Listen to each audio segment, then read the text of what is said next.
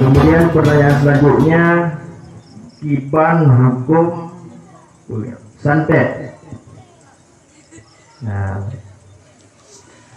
selanjutnya Abia yang terakhir, ibadah apakah ataupun doa apakah yang bisa dibaca untuk melunakkan hati seseorang? Ini dari Ukti. Jadi kemudian pertanyaan yang kedua, santet, tinggal ke santet juga. Jadi santetnya nanti tidak boleh.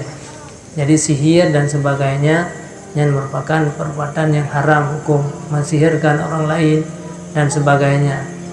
Bahkan adanya merupakan dosa besar. Dan dia mati orang lain gara-gara sihir gedanya yang sabantit dari gedanya dosa menjadi seorang pembunuh, dosa besar, akbarul kabair. Dosa yang paling besar adalah yaitu membunuh orang lain. Kemudian doa untuk melunakkan hati pun untuk nauri yang dagalah ataupun mangat lembut hati katanya mangat ibadat ke Allah yang cipukan.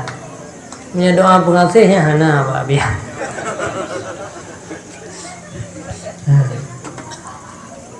Jadi mangat hati dia lembut, mangat katanya adalah beribadah kepada Allah ya.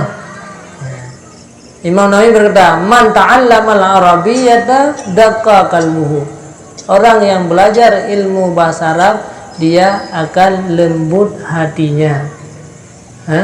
Kemudian ingin katanya merempakkan ilmu, maka bacakan doa Allahumma faqihna fid din wa 'allimna ta'wil bi rahmatika ya arhamar rahimin. Menyati katanya kasar hana lembut han bagah legitnya taat, maka perbanyakkan yaitu zikir asmaul husna ya latif ya latif. Padahal cukup jaya ingat ya latif ya latif. Jadi baca ya latif yang karena dalam zikir Abuya yang pernah dijazahkan ada ya.